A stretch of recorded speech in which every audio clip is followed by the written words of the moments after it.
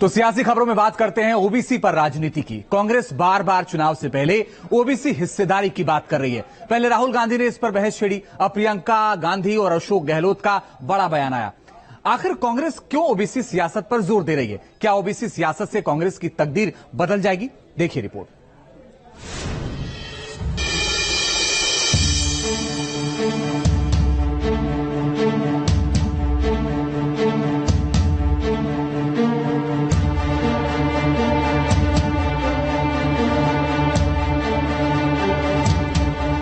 पूछिए क्यों नहीं कर रहे हैं जाति जनगणना? 90 लोगों में से सिर्फ 3 लोग ओबीसी समाज के हैं। कहा था और रायपुर के अधिवेशन के अंदर, कांग्रेस अधिवेशन के अंदर जातिगत जनगणना की प्रस्ताव पास हुआ। पिछले 9 साल से देश की सियासत पर हावी मोदी फैक्टर को क्या विपक्ष जाति आधारित राजनीति से टक्कर देगा? पहले 2023 फिर 2024 में क्या विपक्ष ब्रांड मोदी को ओबीसी की हिस्सेदारी के मुद्दे पर चुनौती देगा? क्या विपक्ष मोदी को रोकने के लिए कास्ट सर्वे का बिहार मॉडल पूरे देश में लागू करेगा? से पूछिए क्यों नहीं कर रहे हैं जाति जनगणना? आज मैं यहाँ खड़े हुए घोषणा करना चाहती हूँ, बघेल जी से मैंने बात की है, अगर हमारी सरकार दोबारा छत्तीसगढ़ में आएगी तो बिहार की तरह यहां भी जाति जनगणना कराई रहेगा। कास्ट सर्वे की बात प्रियंका गांधी ने छत्तीसगढ़ में उठाया है। विपक्ष देश की सियासत के लिए ओबीसी की हिस्सेदारी के सवाल को बेहद अहम मान रहा है। अभी सत्ता के सेमीफाइनल की लड़ाई है। प्रियंका गांधी से पहले राहुल गांधी भी ओबीसी की हिस्सेदारी के मुद्दे को जोर शोर से उठा चुके हैं। हिंदुस्तान के सामने सबसे बड़ा सवाल है। 90 लोगों में से सिर्फ 3 लोग ओबीसी समाज के हैं और वो 3 लोग हिंदुस्तान का सिर्फ 5% बजट कंट्रोल करते हैं। 2023 में राहुल गांधी और प्रियंका 1990 के दौर की सियासत को दोहराने की कोशिश कर रहे हैं। पहले ओबीसी पॉलिटिक्स बिहार यूपी के क्षेत्रीय दलों की सियासी बुनियाद हुआ करती थी, लेकिन अब लगता है कांग्रेस ने इसे अपना लिया है।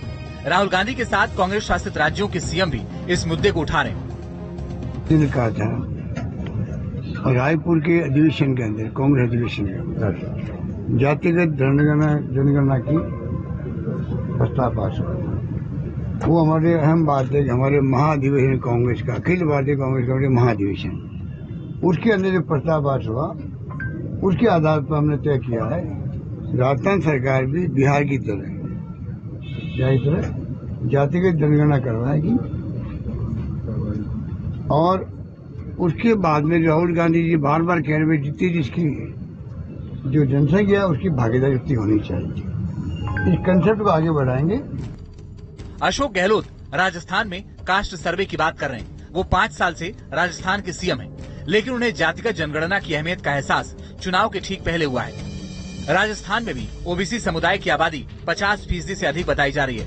राजस्थान में गैर जाट ओबीसी वोटर्स के वोटिंग पैटर्न की बात करें तो 2018 में बीजेपी को इस समुदाय के 46% वोट हासिल हुए, वहीं कांग्रेस को 36% वोट मिले।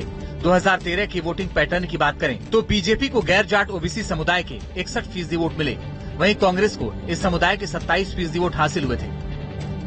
राजस्थान हो या मध्य प्रदेश या फिर छत्तीसगढ़, कांग्रेस ओबीसी कार्ड जोर शोर से खेल रही है। बीजेपी कांग्रेस की सियासत को कटघरे में खड़ा कर रही है। जिस पार्टी ने कभी भी पिछड़े वर्गों के लिए कुछ नहीं किया, 70 वर्षों में पिछड़ा वर्ग कमीशन भी आया तो मोरारजी देसाई जी के समय में आया था और कांग्रेस ने विरोध किया था। लागू हुआ तो वीपी सिंह जी की सरकार के समय में हुआ था, कांग्रेस ने विरोध किया था। अगर किसी ने किया है अनुसूचित जाति, जनजाति और पिछड़े वर्ग के लिए तो प्रधानमंत्री जी ने किया है, जहां 60% मंत्रिमंडल के सदस्य पिछड़े वर्ग और अनुसूचित जाति और जनजाति वर्ग से आते हैं प्रधानमंत्री जी के मंत्रिमंडल में। ये वही कांग्रेस है जो कभी जाति के नाम पर सियासत से दूर रहती थी। कभी कांग्रेस ने मंडल कमीशन का विरोध किया था, लेकिन अब बार बार बैकवर्ड कास्ट पॉलिटिक्स की बात हो रही है। कास्ट विरोधी लोगों को देश ने 6 दशक दिए थे।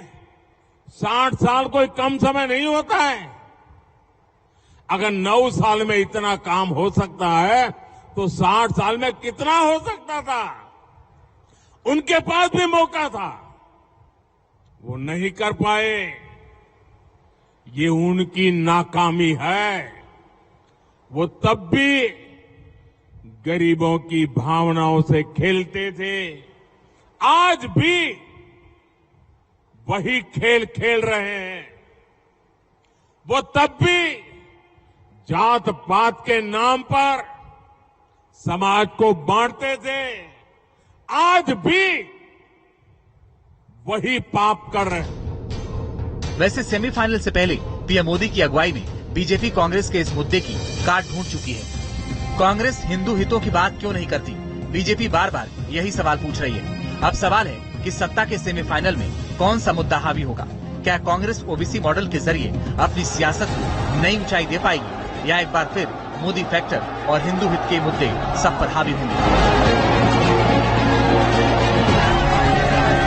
Team news nation.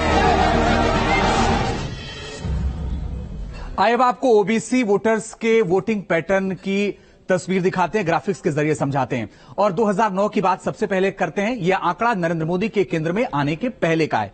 देखिए, कांग्रेस को 2009 में 24% ओबीसी वोट मिले, बीजेपी को 22% और क्षेत्रीय दलों को मिला 42%। अब 2009 के बाद बात करते हैं 2014 की। 2014 वो वक्त था जब मोदी आ गए थे। मोदी फैक्टर के असर के बाद ओबीसी वोट कैसे बटा, ये आपको दिखाते हैं। कांग्रेस को मिला 15% और बीजेपी को 34% मिला, क्षेत्रीय दलों को मिला 43%।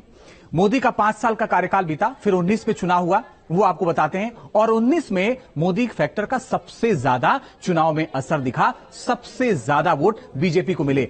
आंकड़े यही कहते हैं। कांग्रेस को मिला 15% और बीजेपी का जो वोट प्रतिशत था वो बहुत ज्यादा बढ़ गया, 44% प्रधानमंत्री मोदी के नाम पर वोट पड़े और ओबीसी का 44% 2019 में बीजेपी को वोट गया। और क्षेत्रीय दलों की अगर हम बात करते हैं तो 27% क्षेत्रीय दलों को वोट गया ओबीसी का। तो ये पैटर्न देखिए कैसे बदलता गया, 2009, 2014 और फिर 2000